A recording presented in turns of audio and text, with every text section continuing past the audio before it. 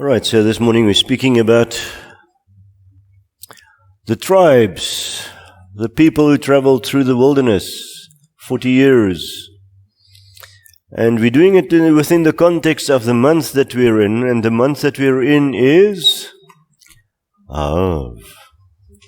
And Av, it starts out very gloomy and very dark and very expecting to grow until the 9th of Av, which is not a good date in the history of Israel. And as we read in Lamentations at New Moon, it's been a date in the past of Israel, but we know that the Father says that your mourning will be turned into joy. And we see as Av is growing and developing, the month of Av will reach the full moon of Av, where celebration and joy and restoration and healing is. So as we are in this month, and traditionally it is a difficult month, but I think this is a month that the Father has for us. We are literally in the dire straits, as it's called, between the 17th of Tammuz and now in the 9th of Av. We're in that middle of that process. So it's just natural that the Father is speaking to our hearts and that He is dealing with us in a personal matter as we are experiencing, so that we can find our healing and that we can go forward and that we can find our healing and our security in our Father. So the journeys, as we read this morning, and Karen so eloquently pronounced, so we are talking about this Matot in Numbers 30 is actually the first time it's been introduced this way. I can't really see there. It says, what does it say? It says, Vayedaber Moshe al Rashi Hamatot Livnei Yisrael Lemor. It says, Moses is speaking to the heads of the tribes of the sons of Israel. This is the first time this happens. First, before it was Vayedaber el Moshe to the sons, Livnei Israel, the sons, the children of Israel. But this time it's different.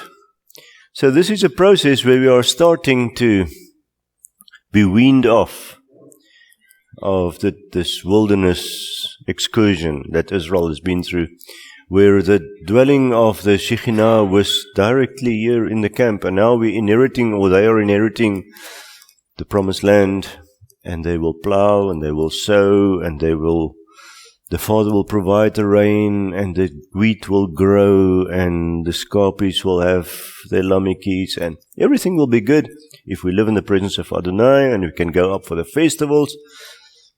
But this guidance of this giving of manna and the water from the rock, this is busy left behind. So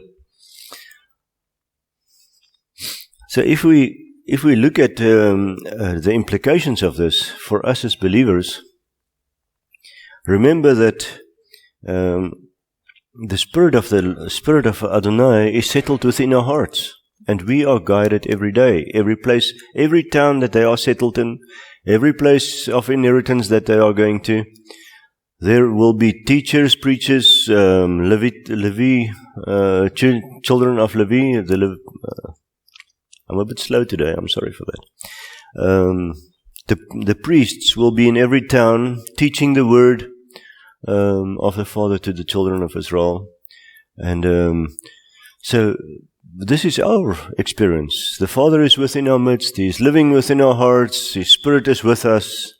And we're looking at the full restoration of things that will come in future. So Romans 8:14 says, for all who are led by the Spirit of Adonai is His sons. Romans 8:19 says, for creation waits in eager expectation for the children of Adonai to be revealed.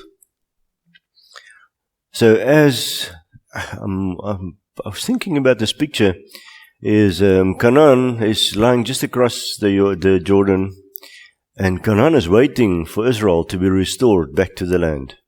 This is and remember, every time that Israel goes back into the land flourishes, and the land responds to the presence of the children of our Father, to their presence. So it's I think the same basic elements is in our lives as well. Micah says, "But each one will sit under his vine and under his fig tree, and no one to make them afraid, for the mouth of Adonai of hosts has spoken."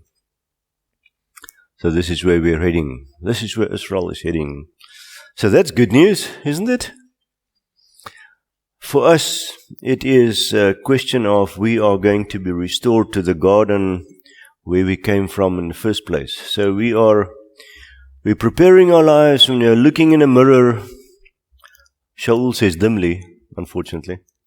And we are looking at the realities of our lives, and we're looking at who we are in His presence, and we trust the Father that His Spirit will restore us to the fullness of what He has for us.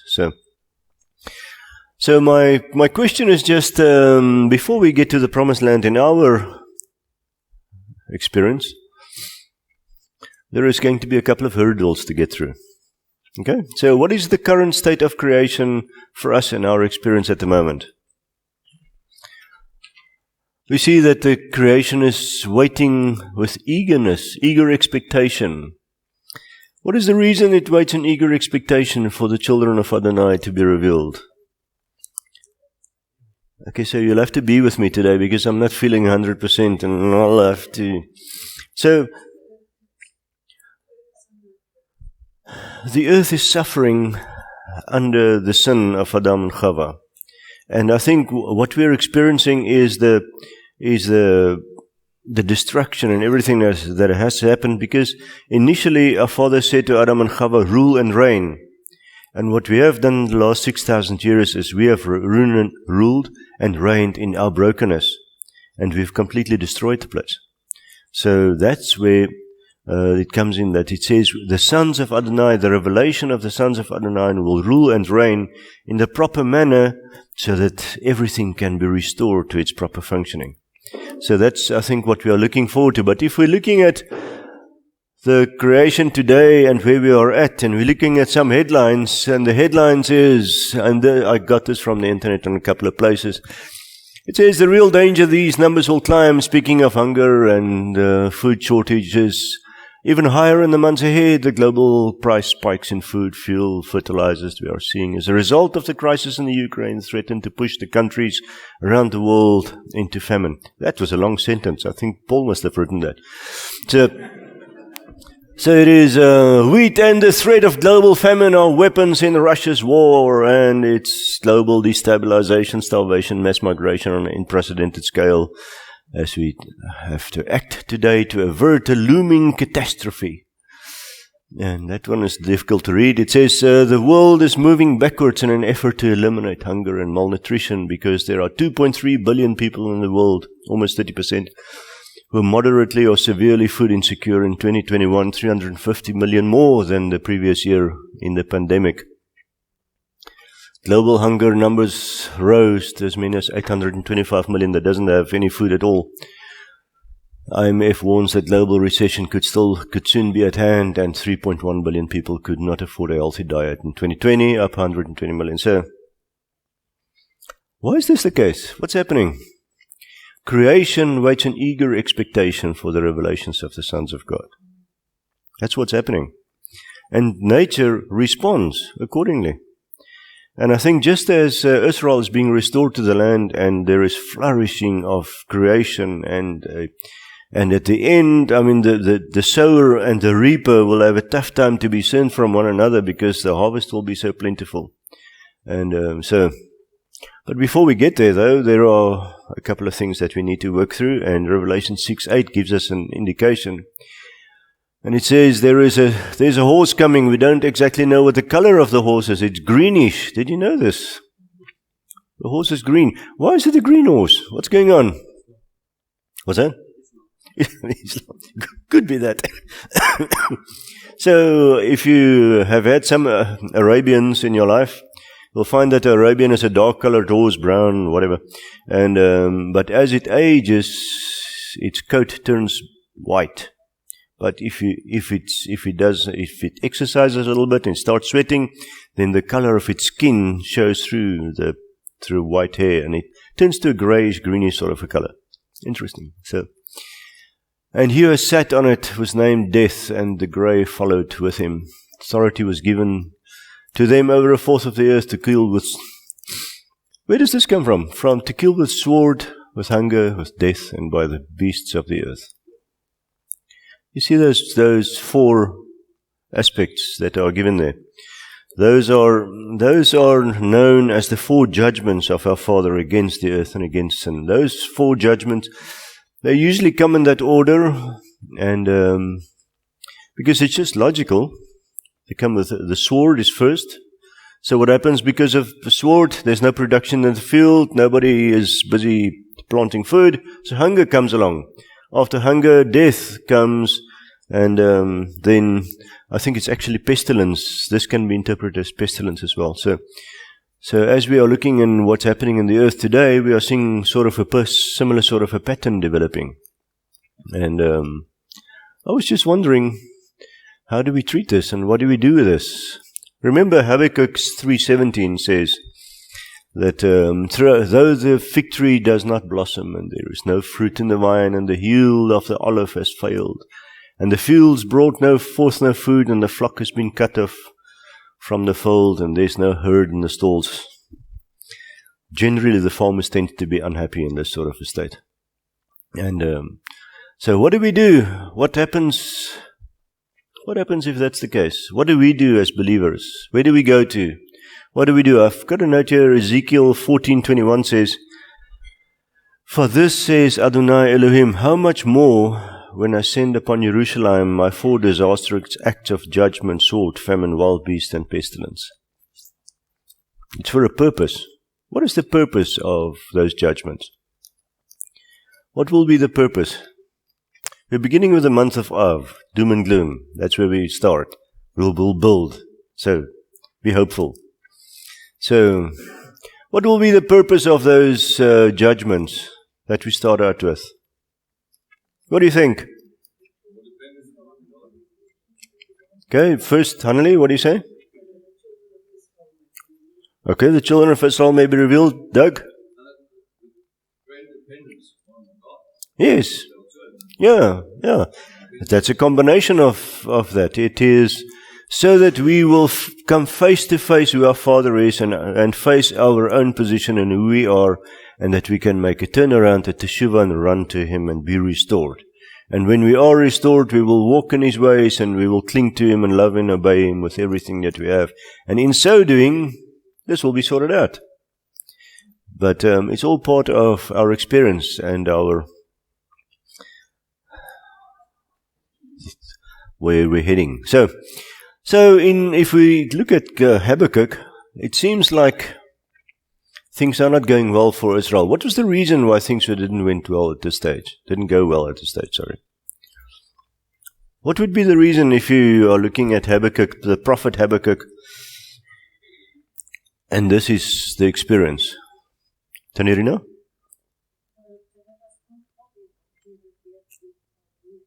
Yes, they were attacked by the Chaldeans. Why were they attacked and why were the Chaldeans able to inflict wounds to the nation of Israel? Because they opened their hearts, and they opened their hearts to things of the world contrary to our Father, and they had to be purified. And Christy read this morning the psalm that says, a purification of your heart and clean hands, and we can ascend to the hill of our Father. It's important that when we want to have Adonai in the camp in our lives and with us, so that we need to be cleansed and that we need to be able to function in His midst. So if that happens, the first natural response is a little bit of uncertainty of how to deal with this. It is the first thing that happens is to look in your own strength and in your own vices and how to deal with a calamity coming. And if you look at the news, and those little flashes that I've shown you is in the news today. It's not fictitious. It comes from what the news says. So how do we deal with this sort of a situation if it is looming in, just seems to be, I don't know, in our future? You know? So, if you look around you with the natural response to this, I think our we might have one of two responses. Either we say, if that happens, it happens, and there's nothing we can do about it.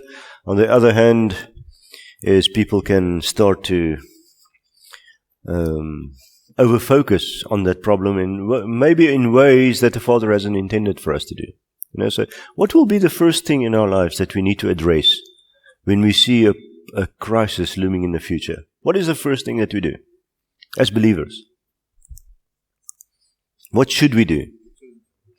We should turn to our Father, turn our hearts around with everything that we have, is so that what Doug said is to declare our dependency on our Father and to stand firm, as Ephesians 6 says, and then the sons of Israel will be revealed, and then we will be able to shine in the darkness, and the people around us will turn around and say, Baruch Hashem, look at how our Father is with you in your ways. So I think that is the purpose of it. So if we look at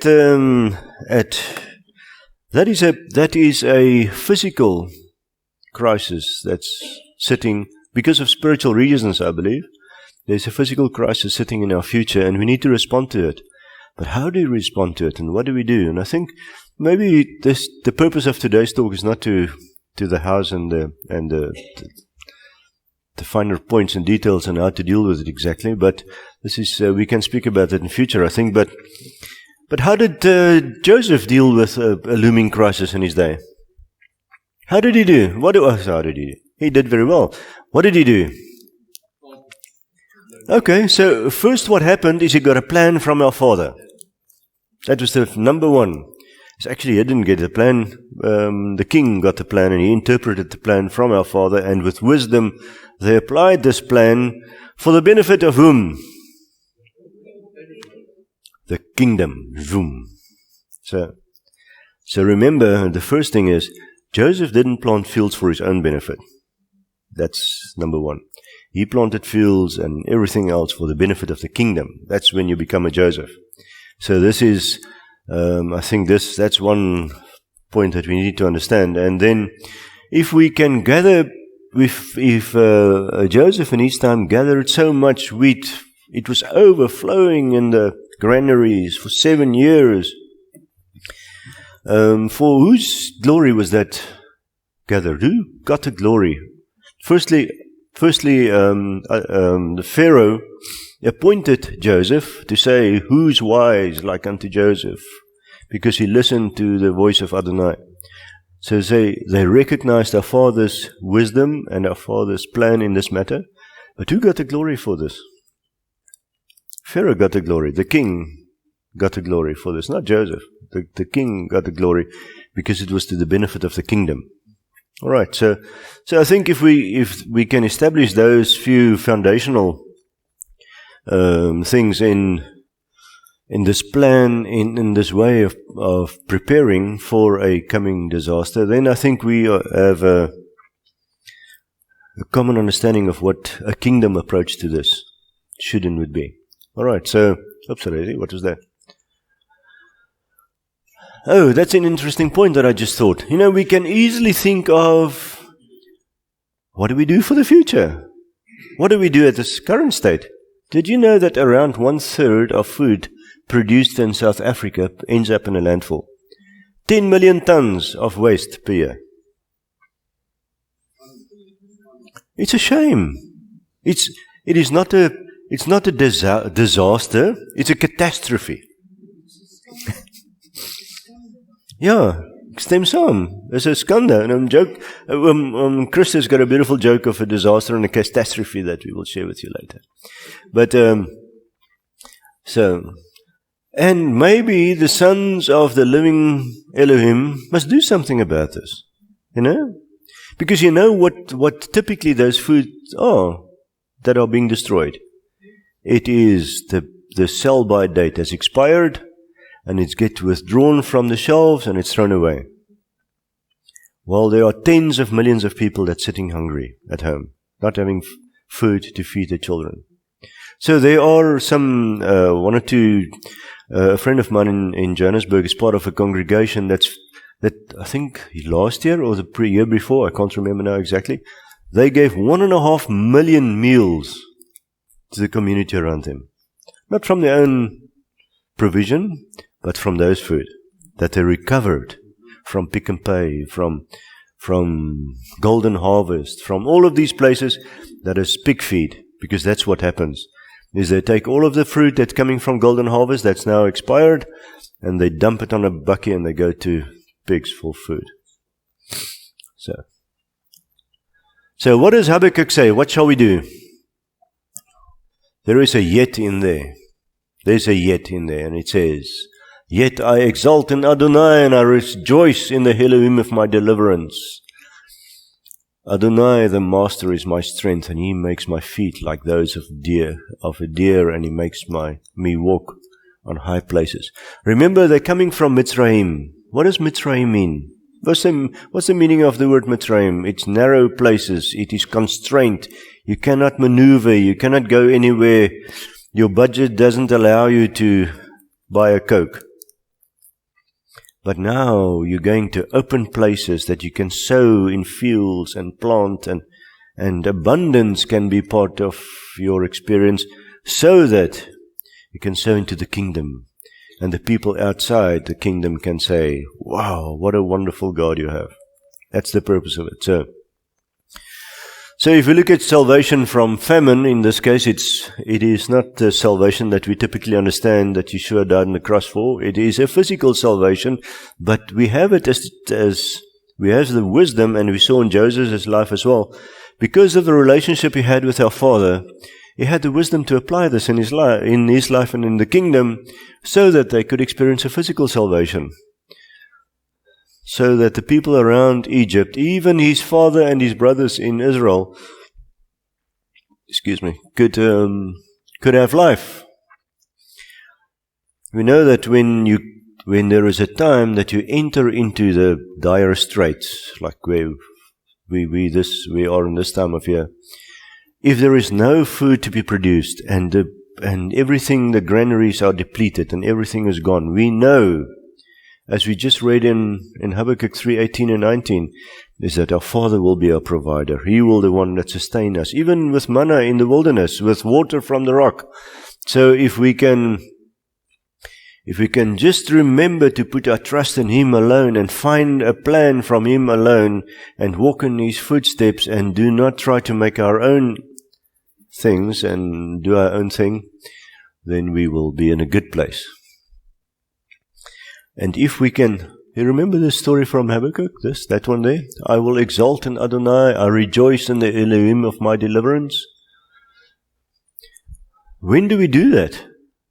In this Habakkuk story. When did Israel do that? Do you remember? It is in this place. Though the fig tree does not blossom, and there is no fruit in the vine, the yield of the olive has failed, and the fields brought forth no food. The flock's been cut off from the fold. There's no herd in the stalls. And what are the response? Yet I exult in Adonai, and I rejoice in the Elohim of my deliverance. So there is a yet involved when we're in a dangerous, difficult place. And when we do exalt in our Father and we rejoice in Him, then there is an element of hope and faith that is strengthened in our lives and built into our lives, so that together it is not the wealthy that can do something and the poor that's suffering. It is the whole community together as becoming a shining light for the kingdom. So I think there are some ideas that we should think about there. So there is just the word for rejoice there, alas. It's almost like the English writers would say, alas, we will alas. So that was Habakkuk's experience. It is says that the word means to be so full of joy that you are dancing and jumping and shouting. Remember the context? There's no fruit on the vine, no fruit on the fig trees, no crops, no cattle, no dancing and jumping and shouting. So, unfortunately, that alas, is the first thing that disappears from our lives. So I'm not thinking of a specific case here. It's just purely hypothetical. But if you would ride with your motorbike down a road, and you come down a steep bend, and you are a little bit hot into this corner, and something would happen, and you would make a unpredictable landing, and you get up and you're all full of clippies and dust and whatever, and what is your first expression that you should have? Allah's. Dancing, jumping, shouting for the joy. If you can jump, of course, that's what happens. So it says, Psalm 28:7, Adonai is my strength and my shield, and my heart has trusted in Him, and I have been helped. Therefore, because of the fact that He is my strength and my shield, my heart has trusted in Him. And so I exalt Him, and with my song I thank Him. It's interesting that in a week that you're preparing for joy, and from out of a difficult place you develop a nice cold, battling to sing and dance with joy. It just works that way, I think. So Psalm 60 verse 6 says, Elohim has spoken in His set apartness, and I exalt, and I portion out Shechem, and I measure out the valley of Sukkot. Why does He do it? Why does our Father measure out Shechem and measure out the valley of Sukkot? In preparation for what? In preparations for the revelations of the revealing of the sons of God, so that we can inhabit those beautiful places.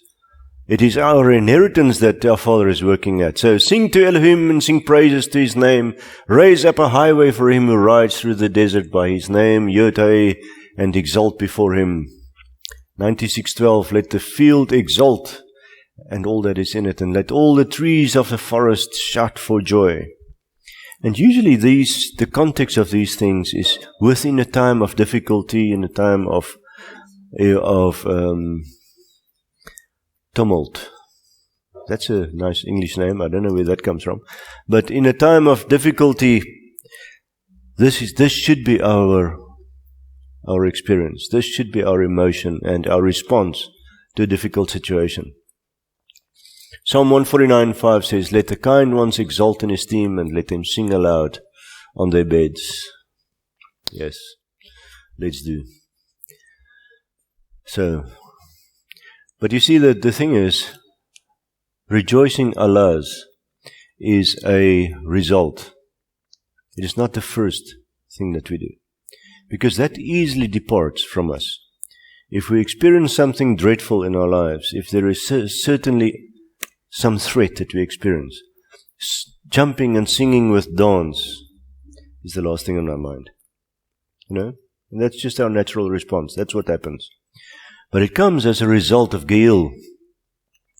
And Geil is, the word translated is also rejoice. But the context of this is, because I've got a relationship with our Father, and because I know the hope that is installed in my life, and because I know that the hope that He has given me is firm and standing on a firm footing, I've got the confidence to jump and sing and dance. And it is, the one leads to the other. So Allah's is a little bit of a fragile emotion that easily disappears, and it's offended by negativity. So if there is anything negative in your life that's happening, Allah's will disappear. But then it is that we need our friends, our brothers and sisters around us, to come and help us to restore the joy that our Father has given us. And we do that by surrounding each other with love and comfort and compassion, so that together we can stand firmly, as Ephesians 6 says. So, Geil, I wonder if I should write that. Geil. What did I want to say about that? Now, Geil is the word for really the joy that we have in the Father. And if we look at the spelling of it, it's a Gimel Yod Lamet. Gimel Yod Lamet. So Gimel is the third character of the Hebrew alphabet Gimel. And Gimel or Gamal is a vehicle or a person or something that transport good news, the goodness of the Father. You know, the good news, the gospel conveyed in the first 6 characters of the alphabet is the Aleph, is our Father who sends to his house, the Bet, the transporter of good news, the Gimel Dalet, so that the good news will come to the door of your house, the Dalet Vav, so that a man can be joined to our Father and receive the sword of the Spirit, the Zayin. So, if we look at this story of Gimel, so the first thing that will help us to restore this Allah's, this rejoicing in our life, is loving kindness. So if someone is going through a difficult time, someone is experiencing an olive tree harvest failure, what will happen is with loving kindness we can surround such a person and come to him and surround him with compassion and help him. That yod there, the yod in the word is the spiritual rebirth, the spiritual regeneration in your life. That thing that the Father gives to us, that places in our life, that ignites our heart and our spirit so that we can regain our covenantal relationship with our Father, so that His Spirit can indwell us and that we can live in a relationship with Him. So if we look at the whole story of the Word, it is like standing in a circle. Let's picture this. We have a difficult time in our lives, and what do? We stand in a circle, because circles typically is a place where we express our joy to one another. Think about dancing. Best way to dance is standing in a circle and dance together. Our whole world is full of circles, and we'll get to that. But then we take hands with the Hebrew characters around us, with Allah's. We battle to go that direction because Allah's don't really feel like it at the moment. But if we reach out to this side, to the Gimel, to Gail, then loving kindness, that knowledge of who the Father is in our life, and our spiritual reality and our relationship with our Father, that spark of the Yod, and that Yod is the Ruach HaKodesh, and Yeshua points to them. Because a Yod is an interesting thing. What does a Yod look like? Okay. Every character in the Word starts with the essence of a Yod, because they reckon a Yod's essence is just a dot. But then, it's interesting that it extends down and it extends to the left. So that's a Yod. But the reality of a Yod is, we start at the point with our relationship with our Father. And then our vertical relationship is established. A Vav. Alright? Because remember, the 6th character of the word, of the alphabet, is a Vav. And that means the one that connected heaven and earth, who reconciled us back to the Father.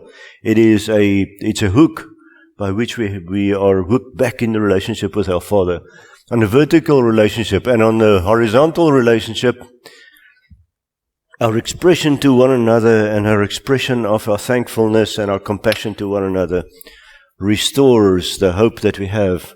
And if you look at the character of a Dalet, it will bring us to the door of making a decision to enter back into joyfulness, into expression of our joy. So, just a bit of a mythical side story. So let's just go to the word Gil. It's got a similar sort of connotation. It says to spin around under the influence of any violent emotion. Now, I was driving, Anneli and I'm just thinking about it now. We were driving past one of my distant neighbors in Heather Park. And someone drove into the back of him. Boom. And his nice new little Ford, like Clive's driving, has been severely damaged. He didn't suffer any harm. It's just this little car that's now got a little problem. So he was standing in the middle of the road, and he was spinning around under the influence of a violent emotion. He was jumping and spinning with his hand and feet on the tar, and he was swearing and he was going. And I don't really know if this is the exact meaning of this word. But I I think this is really spinning around under the emotion submitted to our Father. So, and how do we deal with this? It comes, it is, that word gil is the same word as circle. That's why I'm going there. That word gil comes from the word circle. So what do we do if someone is hurt? What do we do if someone is in a difficult place? We form a circle around him and we support him. And I think as we are going along in our lives and into times of greater difficulty, this is what needs to happen in our lives and in our community, is we need to surround one another when you are going through difficult times so that you can gain support and be restored, and your hope and your faith can be restored so that we can go together. Those are the essential things, because we can have a boatload of food at our house, but if you haven't got hope and faith and joy, you're lost in the water. So, what we are doing really is we are circling around our Father's works and His attributes. So, in times of difficulty, if we can go back, and those are the evidences of faith in our life. We're looking back to what our Father has done in the lives of the patriarchs. We are looking back into our lives, what He has done for us personally. And when we are doing that, when we are navigating all of those beautiful places that we have been, then our hope and our faith is restored. And we can have our full joy expressed in our Father and what He is doing for us. So typically what we do is we rejoice at our Father's work, in His restoration of His people, and the protection from enemies, and in His glory and judgment. That is something. Rejoicing in our Father's judgment. We are looking toward the judgment sometimes with dread and fear.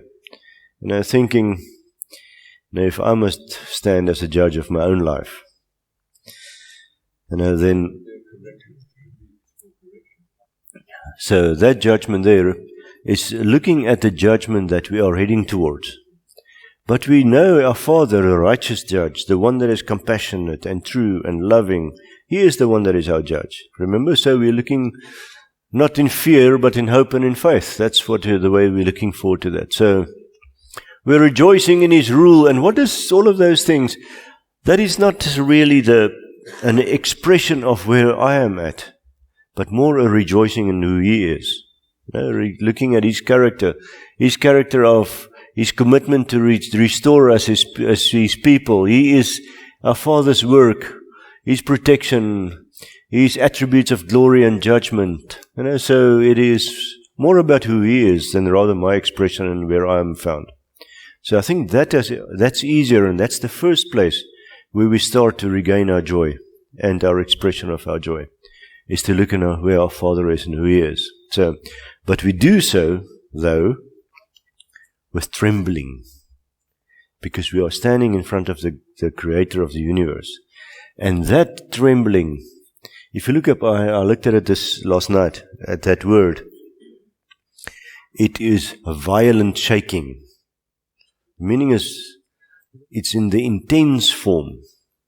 Because as Alba said, I don't think we always acknowledges or realize who we stand in front of. I think that's one of our biggest problems, is we have an expression of our worship, and we are praying to our Father, and we read His Word, and we study with the best of intentions, and we restore our lives to the best of where He leads us through the spiritual walk that we're in. But I think the day that we stand in front of Him and face Him, we will rejoice with trembling, with violent shaking. So, Ge'il is all about circles. It's all about surrounding a married couple. It is all about taking hands and an expression of who the Father is. And like we've done in the dance on Rosh Chodesh now in the week, it is the evening prayer. It's a declaration of who our Father is and bringing the goodness and glory to Him. And we do it together in unity as a believing group, taking hands and standing together as a proclamation of our unity and our dedication and loyalty to Him. So the idea of circles is all around us in life. It's nothing foreign to us, and we've done it our whole lives. And And just be careful of one circle. I'm just thinking of it now. In Psalms 1, it mentions a circle. So, die kring van die spotter, het julle dit al gehoor? So watch out for that circle. But, so it is all to do with a declaration of companionship, walking together. We all stand in it together, and we are equals facing one another in the face of our Father. That's what we are doing. It's an expression of unity and mostly joy. So in our life and in our experience, there are some circles that we find in creation. And remember, Psalm 23 speaks of the paths of righteousness. And if you look at the word for paths of righteousness, it's really the cycles of righteousness. Because our Father takes us through that circular motion every year to prepare us increasingly closer and closer to who He is, so that our hearts and our lives will be prepared to meet Him and to stand before Him. That should be a table. You can't see it. It's because it's an old table. So it is the fabled tale of King Arthur. I don't know if it's a fable or a fact. Who knows? But who built that table? Who knows? You know, this is in all documents and in history. It's recorded. You know who the creator and the designer of that table was? Anyone? Circumference. So it is. So this. What's the significance of having a round table? Nobody sits at the head. This is the difference between a square or a normal shape of a table, because the closer you sit to the head of the table determines your position in this whole story, and everybody knows it. But in this case, in a round table, it's a declaration of unity, and here we are sitting dedicated to a cause. And this is what circles and our unity should do for us in our lives. So,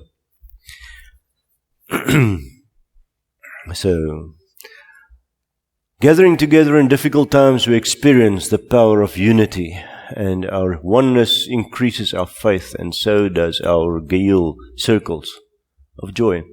So what I'm saying is, where we have started this morning is, look at all the evidence around us of all the difficult things that we have seen. All the difficulty, all the doom and gloom in the news. You can go anywhere. It is doom and gloom. And but what are we to do as an expression of the Father's house?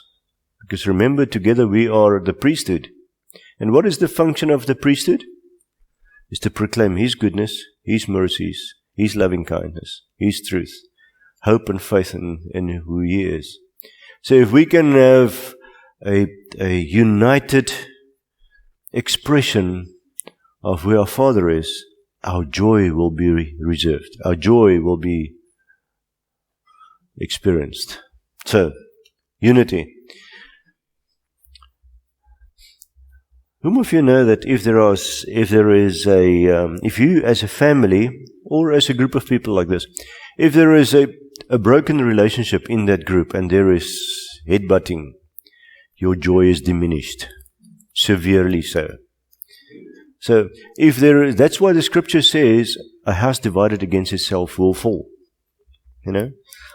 So, in this house, we don't always have to agree on all matters. I don't think we are called to agree on everything, but we are called as to be united in our hearts, respecting each other as a believer, respecting each other as a child of the living Elohim, to be in a covenantal relationship with one another and recognizing the one before we stand. So if we can do that, and that is the foundation of our unity, and we stand together and we are committed to one another, doesn't matter what happens, then our joy will be maintained. Because we will go through difficult days, and this period, remember, we are in the wilderness, and this period leading up to Yom Teruah is a difficult time of the year, and usually we have Usually if there are stirrings in a community, it happens from a month or so ago up to Yom Teruah. That's been sort of a move in our community. So, what is a fitting expression of joy? It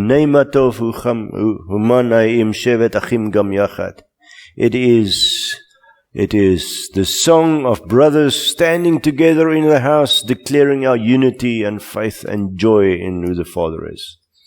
And we know that is the song that we so often sing together. And I think it's so beautiful to look at the Kotel, in the Western Wall in Jerusalem at festivals, when those guys, thousands of them, stand together and they sing this song. And you just can get a sense of what it really means. Because we can sing it half-heartedly and just as a song. But if that's an expression of our desire and where we're in, and even if we disagree on certain matters, that shouldn't cause any problems. If our hearts are mended together, then we are in a good place. So, as we read this morning, remember there was a little bit of a hiccup going into the promised land. Reuben, Gad, and the half of Manasseh chose the land on the eastern side of the Jordan because of their possessions. Possessions is always sort of a problem. So, because of their large possessions, I think they said in verse 16, let us build sheep enclosures here for our livestock and cities for our little ones. Where were their focus? What is priority for them? Let us build our sheep enclosures. We'll build cities for our little ones and they will be safe when we go after war. But the priority is here. So, stuff. It's always stuff. So, Moses doesn't like it at first, and then he said, if you will come with us in unity, and we will conquer the promised land as promised to the Father. Remember, guys, and he took a whole paragraph to say this. He said, remember if we are divided in our house, remember the 40 years in the wilderness? It was because of that. 2 guys against 10. And because we chose to turn around from entering the promised land, and there was a proclamation of disunity, our house is divided, and we spent 40 years recognizing this. So let me just get back there. So, they pledged first to move in unity, conquering Eretz Israel, and then they're going to farm on that land. That's when they will go, and the sheep will have twins. That'll be great. So, but unity before their own desires. That's the challenge. So what does Paul say on unity? Romans 12 gives us a good example. It says, I call upon you therefore, brothers, through the compassion of Elohim, to present your bodies. How many living offerings do we need to do? A living sacrifice. Those brothers is plural.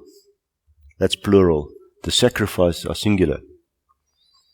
So, if we want to present a living sacrifice before our Father, we needed to do it together. So, it is, if we are in disunity, if our joy is diminished because of whatever happens, the living offering will not be pleasing to our Father. So, set apart, well pleasing to Elohim, that is your reasonable worship. It's not exceptional. That's what's reasonable. So, I said that. Functioning together as a priesthood is one thing, but Paul says we are not only the priesthood, we are the priesthood that offers itself as the sacrifice, as a singular sacrifice. So what we do in Romans 12:1 is, through the compassion of Elohim, to present your bodies as a living sacrifice, set apart, well pleasing to our Father. That is our one reasonable form of worship. So, if we want to be the priesthood, as 1 Peter says, the royal priesthood, then remember the priesthood has got a job to do. And the job is, We present ourselves as a living sacrifice, as Romans says. So, and this is always to be a priest is a fun thing to do. It should be.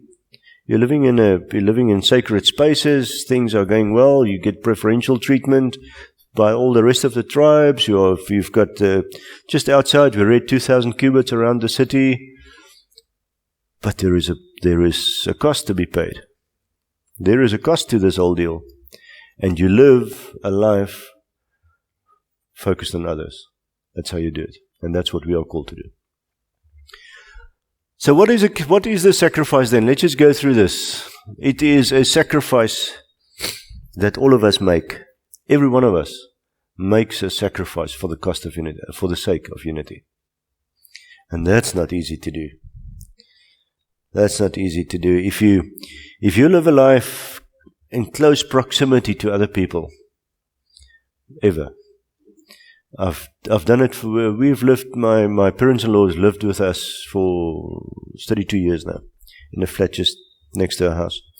And it's challenging. Sometimes it's challenging to live a life where unity between us can be maintained. And it's just the way it is, because they've got their preferences, we've got our preferences, and sometimes we've got a little bit of headbutting going on. And our joy is severely diminished. We sing and we dance and we spin around in violent emotion. What's that? Yeah, you see, violent emotion. But we know for a fact that we can trust each other's hearts. And we know for a fact that we will always be reunited, and then we can live a life together. That's what it's about. So sometimes there is a little bit of headbutting going on, but that's a process of growth. And apparently to the Father, that's never a problem. As we read, I'm trying to think now, where did we, Judges 19 to 21. I'm not going to repeat that gruesome story. But the sons of Benjamin, they lived in the city of Gibeah. And there was a Levite coming in and he was mistreated. And then the sons of Benjamin make a common decision together to stand up, even if it was for unrighteousness that happened, against the rest of Israel. And 100,000 people died. And the father supported that war for righteousness to be restored. So sometimes in a family there is a little bit of headbutting and there are some injuries and there are some problems. But the thing is, on the 15th of this month, at the full moon, the full expression of what the Father, because there is this month, what's the name of this month? Of our Father. And actually another name for this month is Menachem Av. It is the Father, our Comforter. So how will He comfort us? It's when Benjamin is brought back into the fold. That's what Israel did. They made a decision, and then because of all of this unrighteousness and everything that happened, is that sons of Israel went and they killed all the daughters of Benjamin. No people, no girls left. They couldn't go forward. So they offered their daughters to be married into the sons of Benjamin so that the tribe of Benjamin can flourish and go on. And we see the prominent characters in Scripture, King Saul, Shaul, Rav Shaul. Who else came? Mordechai. All came from Benjamin. Restoration. So there are challenges in a family, but if we stick to the plan and if we worship our Father and we are prepared to deal with our brokenness in our lives, these purposes will, at the end of the day, will be there, will be fulfilled. So what is in Romans 12? What does it say? It says, laying down your individual preferences and for the sake of unity, not be divided like the rest of the world is. Whenever we are standing up against each other, I don't know where this talk is going. I didn't plan it this way, but anyway, this is where it's going. So Romans 12, 1 to 12, 2 to 10, let's just work through this. It says in verse 2, do not be conformed to this world. What does verse 1 say? How will we not be conformed to this world? We lay our lives down as a living sacrifice. Okay? So we need not to be conformed to this world, because verse 3 says, we are not to think of ourselves more highly than what we should think. That circle, unity sort of a deal. It's not a square table, guys. We are not sitting closer to the head of closer than anyone else. We are all united. So, verse 4 says, for we have many members, but there is one body. What is the one body? Messiah is the one body. We are all united as different parts in one body, and all members do not have the same function. So we as the many are one body in Messiah, and members of each of one on one. So this is Paul speaking. One another. Sorry about that. Sorry. It's one on another. So, verse 9 says, let love be without acting. You know, that's what hypocrisy means. To be a hypocrite is an actor. As you take on the role of someone else and you present it as being your own. So, let love be without acting. Make it true and real. Shrink from what is wicked and cling to what is good. In brotherly love, tenderly love towards one another. In appreciation, giving preference to one another, to each other. So if we do that, we have really accomplished the first verse. Laying yourself down on the altar. One offering. So what about the royal priesthood in 1 Peter 2? 1 Peter 2 says, when we draw near to Him, who is drawing near to our Father here? Who of you are drawing near to the Father? Oh, two. Thank you I see that hand.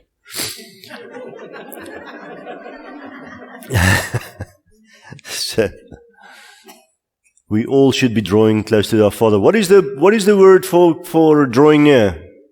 What is the Hebrew word for drawing near? Yeah, korban. It comes from the word karav. It means to draw near. When we bring the sacrifices on the appointed times, and in every time in between, on Shabbat, by the way, is another appointed time. Every time that we are drawing near to the Father in our whole lives, and every time that you pray, every time that you do something out of compassion to one another, every time that you lay yourself down on the altar and take your own preferences put that in second place and prefer the other person above yourself, we are drawing near to our Father. And when we do so, drawing near to Him, a living stone. Who's the living stone? Drawing near to Him speaks of Messiah. You see, it speaks of Messiah. Because He was rejected indeed by men, but chosen by Elohim and precious. You also.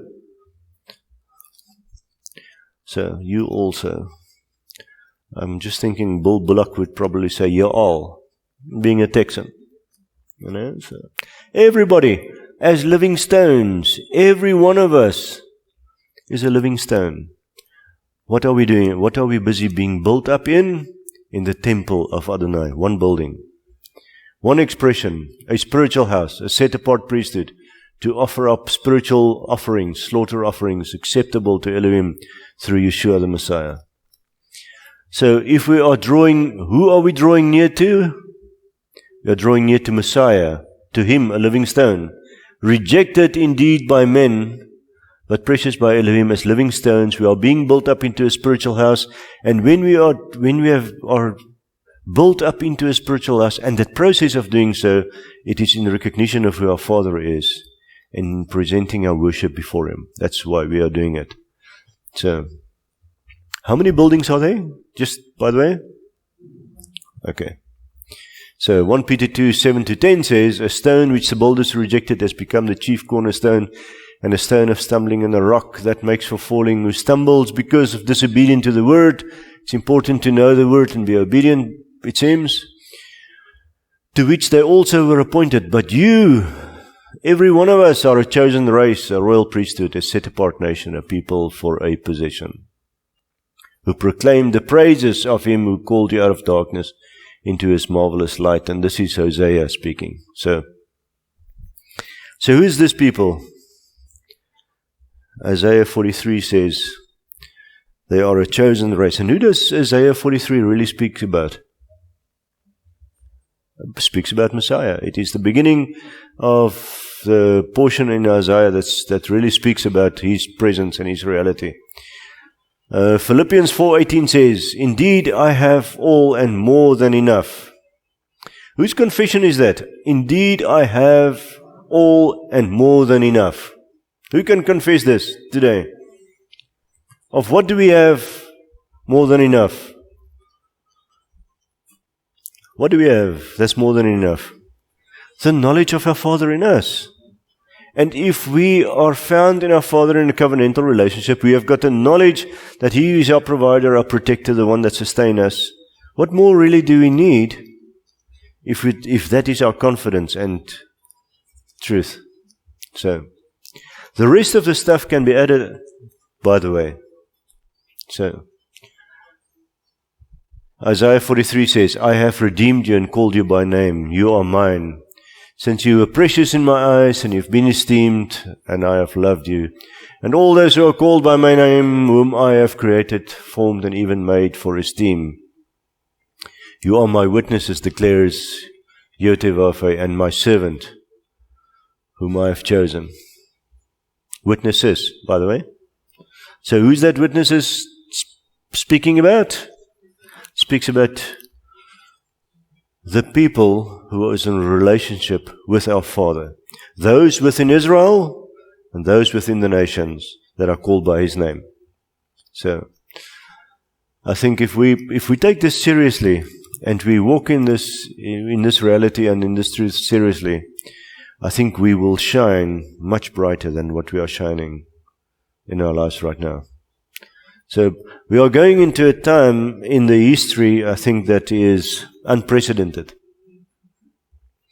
And I don't think we are quite prepared for what to expect.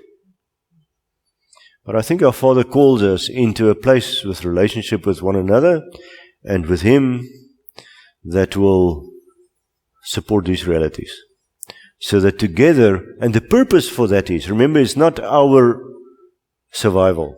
That's not the purpose for this. Because so easy that can become our focus. How are we going to survive through this difficult time? And that's not the purpose. Because what about the martyrs underneath the throne? Weren't they precious in the Father's sight?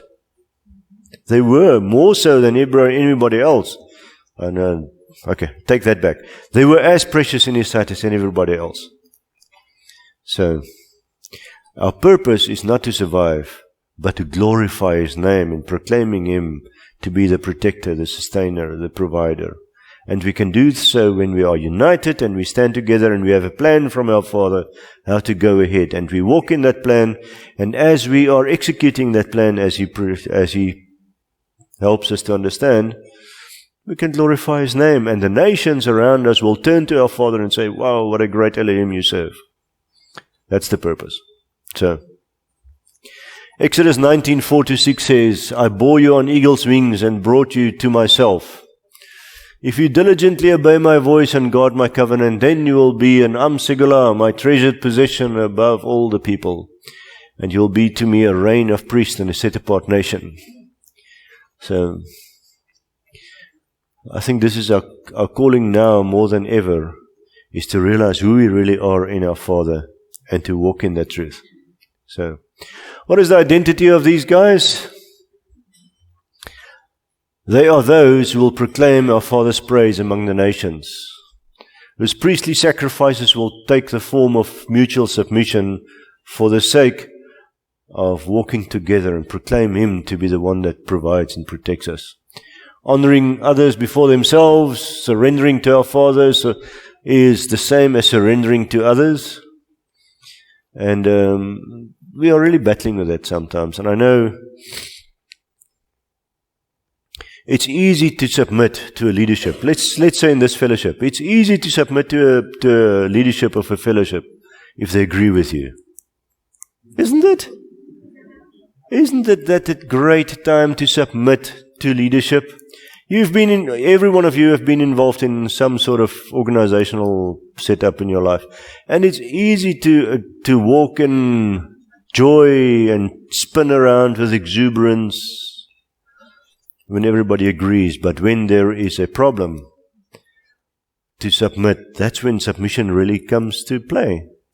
And but what that takes, surrendering to one another, takes one thing, and that is we need to trust each other's hearts and our common expression of faith in our Father. I watched a small video the other day of Biden that says America can be summed up in one word, and he couldn't find the word. So I couldn't find that word really as well. But what we need to do is establish now in our lives. Establish it now while we are not in a dreadfully difficult place. To walk in these realities. Sorry, emergency care. To walk in this place of mutual submission and submitting to our Father, so that together we can have an expression of the life and the glory and the wonder of our Father, and find our life within Him. So royal priests in Revelation 1:6 says, we are made to be sovereigns and priests to Elohim and our Father. Where will this happen? Where will the Revelation 1:6 priests be that we are made into? In the garden, back in the place that we came from. Because that is where we are being restored to. If we are walking in these truths right now, our hearts and our lives are being prepared for that job. Because that's where we're heading to. All of this is just a training ground. This is just training ground to test us. You remember the 42 camps in the wilderness, 40 years long?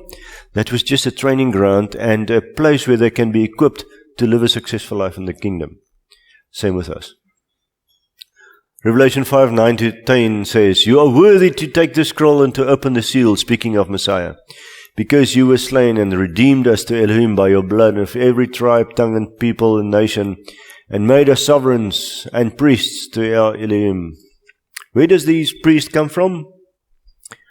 Every tribe, tongue and people and nation. And together, what did Romans say? What does that priesthood look like? We mutually submitted to one another. We offer up one sacrifice. And that what is the characteristics of that sacrifice? It's a proclamation of unity in the Father. It doesn't matter what it means to me. If I feel a little bit uncomfortable with your expression, and remember, I'm not only speaking about this fellowship. Us, yeah. It is respecting believers that are not part of this fellowship. Because we can so easily finger point and look down to other believers that's got a different expression. But if we acknowledge that that person has got a covenantal relationship with our Father, and we criticize that people, we are criticizing the work that the Father is busy doing in his life, and that's blaspheming the Father's name. So we should be very careful of looking down to other believers that's got a different expression to our faith. We don't agree with the theology and the doctrine and all that. That's fine, we can speak about it. But we must agree that everybody that has got a covenantal relationship with our Father through Messiah, their Redeemer, we're on equal footing. Remember? And if we are criticizing their behavior to such an extent that our relationships are destroyed, we are guilty. So, Revelation 26. Blessed and set apart is the one having part in the first resurrection. May it be so. The second death possesses no authority over these, and they shall be priests of Elohim. Who's aiming for that one? Yeah. The first resurrection. Who's aiming for the first resurrection? I want to see hands. If I don't see hands, I think we'll have to start over. Okay. We are aiming for the first resurrection because the second resurrection will happen at the end of the 1,000 years, and then you will be resurrected unto judgment. Not a good place to be. We don't want that. We want this first one. And if we are resurrected in the first resurrection, and that might be a couple of years from now. Remember, if difficult days are before us, we are the shaking and everything is the process of the new birth of the kingdom, the physical kingdom on the earth, and we don't exactly know when that's going to happen. We expect it to be not very far from now.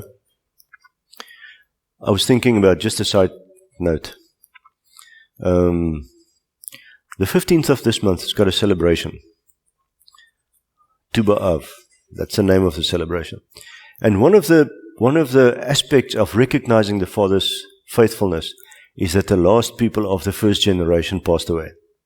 Now we're ready to go into the promised land. Because the Father committed himself that nobody of the first generation will enter the promised land.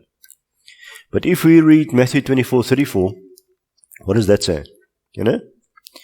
It says, none of these that saw these things happening, they will still be alive when the kingdom is birthed on the earth, sort of thing, my paraphrasing. So if we're thinking about the Holocaust survivors, the generation that saw the establishment of the land of Israel, if we look at that, the other night when I was just reading through the statistics, there are a couple of thousand, I can't remember the volume, there's just a couple of thousand of them left, and they're all on an average age of 85.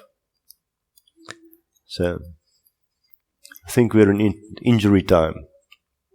So if we come full circle, Geil.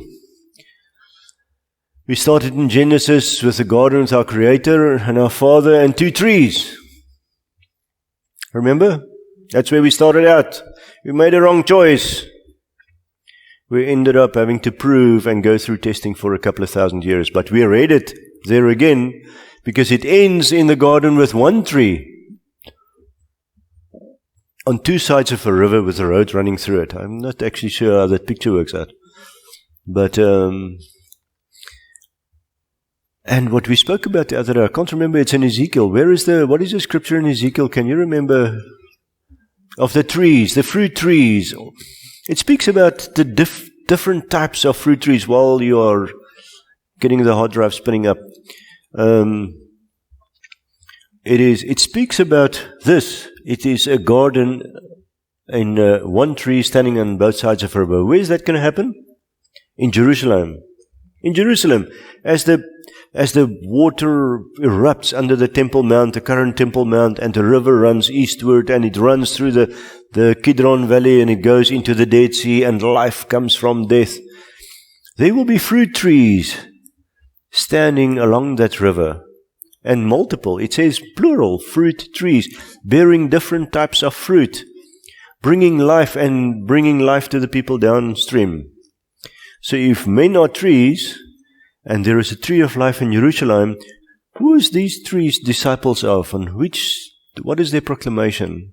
They're resembling the one that they are disciples of. So those trees, I'm sure, must be us.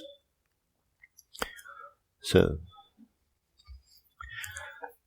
I think we are heading to the original intent of our Father, where Adam and Chava was priests in the garden, and where we had a proclamation of the Father, and the whole nature could rejoice in what the expression of worship of Adam and Chava was. So we started in Eden, we worked our way through the wilderness, and today we had a small little two parashat excerpt of what it means to stand at the border of the promised land, and there's a ceremony which Moses led, but which Yeshua will lead in the future. And he brings on a name and he says, this is your inheritance, this is where you will live, good and faithful servant. I appointed you to little, but inherit much. That's what we want to hear. So I think, and what we are, our expression of where we are at the moment is critical. So the Father has trusted us with so much. He's given us the whole Torah, His Word, and we are teaching it to one another, and we are learning from it, and it's our very life, as I think Christy said this morning. And we've got a covenantal relationship with our Father through Massei. We've got everything. He's given us all. What stands in the way of the full expression of what the Father has given us, entrusted to us? What stands in the way? Us. We. My preferences stands in the way. And if it stands in the way enough, the Father has got a way to deal with that. He says in Hebrews 12, what does he say in Hebrew 12? He says, you will be disciplined and chastised by the Father. If you are not disciplined and chastised, you're illegitimate, you're not a son.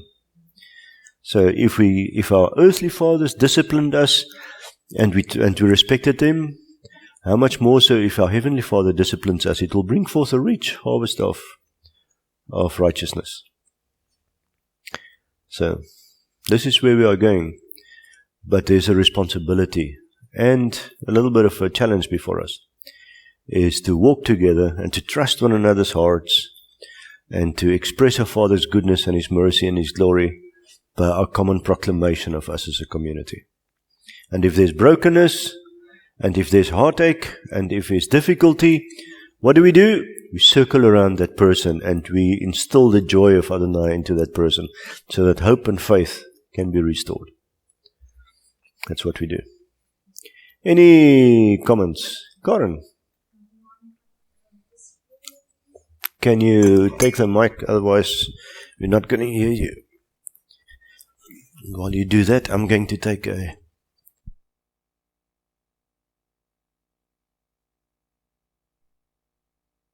Psalm 33, 18 to 22. But the eyes of the Lord are on those who fear Him, on those whose hope is in His unfailing love, to deliver them from death and keep them alive in famine. We wait in hope for the Lord. He is our help and our shield. In Him our hearts rejoice, for we trust in His holy name. May your unfailing love rest upon us, O Lord, even as we put our hope in you. Yes. And then a beautiful word, one word, it's Hebrew word, bitachon, and this is the explanation. Confidently trust in a faithful, covenantal God. You will be secure in Him because He is the only true source of hope. Absolutely. So, may that be our expression and our testimony, that the people will testify about us, is that we are a covenantal people that trust fully in our Father's provision and are willing to build and to sow into the people around us. So, for His glory. Anything else? Thank you, Corin.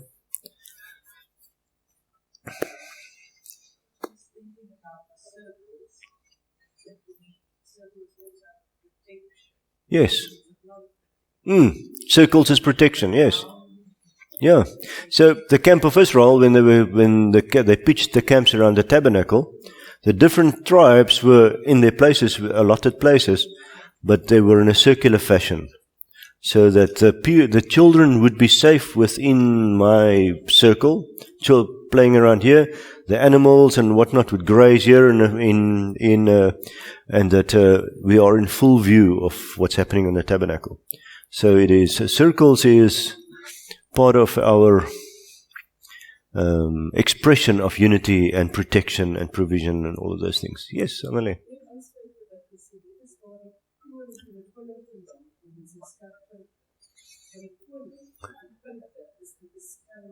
Yeah, the keren, yeah.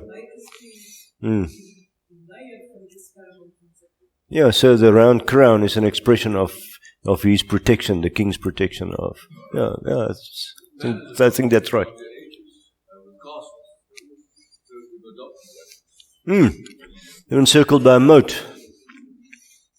Yeah, I think this is our calling, is to be able to, in one manner, is an expression of unity, and this is to encircle a specific object or a specific, let me call it an object. In this case, we are. And how does a circle? I'm just thinking about this. If we're coming together in a circle, where do we normally face? Outwards or inwards? It'll be weird to face outward.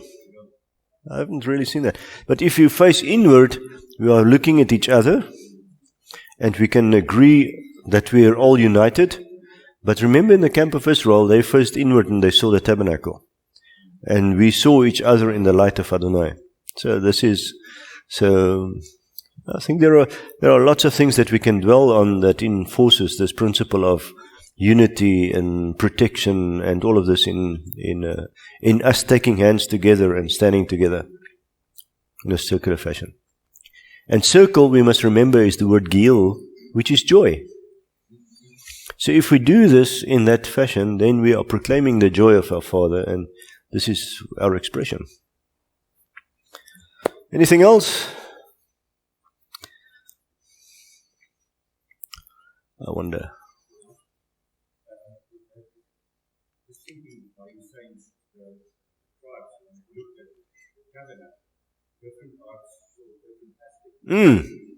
Yes. Exactly so. The tribes are assembled around the tabernacle 360 degrees and everybody see to a degree. So, so if I'm seeing to a degree of the reality of the Father, don't really disagree with the guy that's seeing another degree. We're all seeing the tabernacle, we're seeing the Father. So let's learn from one another and let's maintain what is good and let's maintain what is scriptural so that we can understand the character of our Father better. Okay, so what we're going to do, yes, Frank. Yeah. Yes. If you look at the typical images that we are known about what the cosmos is looking like, that is the typical fashion. So that's the circular motion, and all of this is what the Father has given us. Yes. Pardon? Yes, Tanerina. In the amplified. Okay, just take the microphone, it's close, so that we can amplify your voice. That last verse in Habakkuk, yes. In the amplified, it says, "The Lord God is my strength and my personal bravery and my invincible army." Wow. So it is who He is. Yes, absolutely. He makes my feet to walk, to be like hinds' feet, and to walk, not to stand still in terror, but to make personal progress, spiritual progress on my high places of trouble and suffering and responsibility. Wow. So if you have this intimate relationship and you know who our Father is, then even if those 4 judgments comes, when war comes, He is the protector. He is Adonai Tzevaot. Absolutely. Yeah. And then when famine comes, He is our provider. He will multiply the little we have. Absolutely. I and agree. He is our healer. Yeah. And so we need not fear death. Yeah. So I was just thinking while Tanerina was speaking, the young man, when Yeshua multiplied the fish and the bread, what did he bring? Remember, he was the only young man there with food, apparently. And then when Yeshua asked, what do we have for food? He was prepared to take whatever little he had, if that would have been sufficient for him to be filled. So he's taken along and he's taken care of this the whole day while listening to the preaching. And while everybody else were eating their food and not worried about what was coming, he took care of what he had. And then when he presented for everybody's benefit, it could be multiplied. But if he would have kept it to himself and ate it himself, then the rest would have gone hungry. So that's a lesson for us. It is, and I agree with Tani, it's if we can look at the provision and everything that the Father has so wonderfully given into our sphere of influence, I think we can stand and say, He's given us everything. He's given us everything. We just need to trust Him and to walk forward with Him. Be responsible, not irresponsible, but don't be afraid. That is, don't live in fear. We live in hope and joy and in truth. Okay, so this is working well. I love this. Anybody else? Yes, Andries.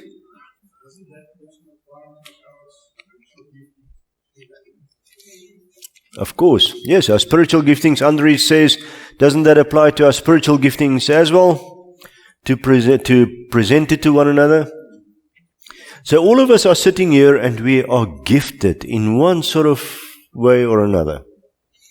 And if you hold back to what the Father has invested in your life. You remember that story of the talents?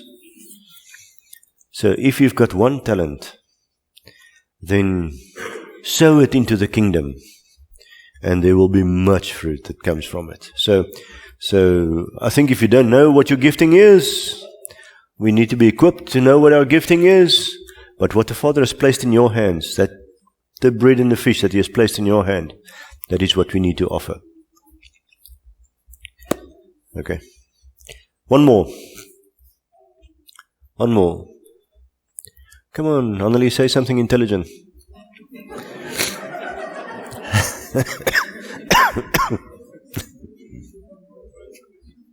What's this? Jaco? I'll spin around with violent emotion later. So, okay. Father, we thank you. We thank you, Father, for leading us. Father, as you led Israel, as we read this morning, through 42 encampments in 40 years, you were with them every step of the way. Father, there were times where they didn't have water, where they had bitter water, where they had no food, where they had excess food. Father, in all of their experiences, as we experience, you are with us.